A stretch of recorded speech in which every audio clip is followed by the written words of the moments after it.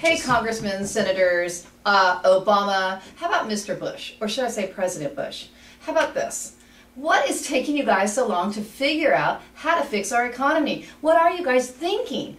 Now, let me think about this. You come up with these housing programs that, okay, people are going to refinance their house at 90% of the value, and then we're going to go to their home lending institution and ask them to accept 90% payoff. Or we're going to ask them to have a silent second. Funny thing, nobody will fund those loans. So you guys come up with all these great programs, and they just don't work.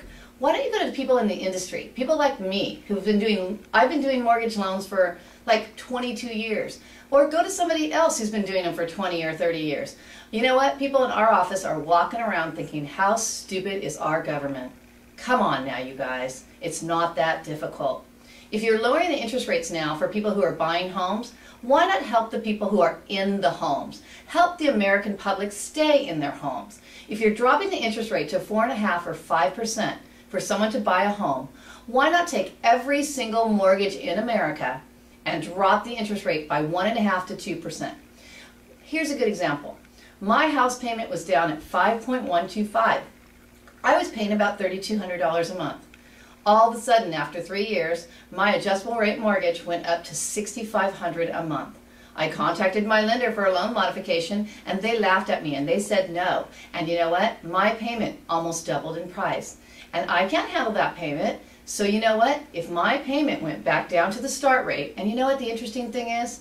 The regulation Z's on my loan were incorrect. So you know what? Somebody needs to do something out there. Somebody needs to get on these banks. Those people are still making a ton of money. They're going to make more money if they drop everybody's interest rate by 1.5% to 2% on their mortgages, because you know what? They're going to get paid. Instead of going out and foreclosing on homeowners and kicking them out of their home.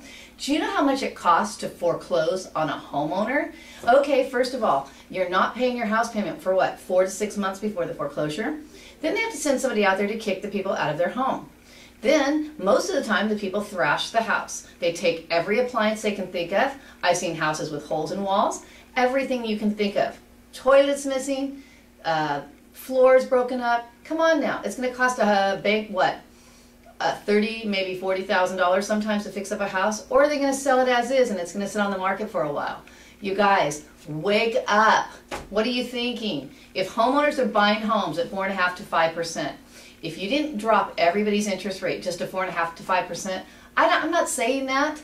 I'm saying take every mortgage that's an outstanding mortgage right now and drop it 1.5% to 2%.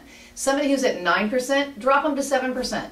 I'm sure the bank will still make money. Somebody at 5%, drop them maybe down to 3.5%, 4%.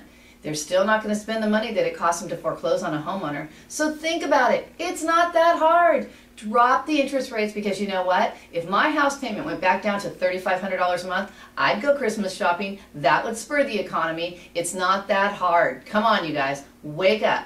Let's lower the interest rate on existing loans. Stop this modification bogus. Stop this foreclosure stuff.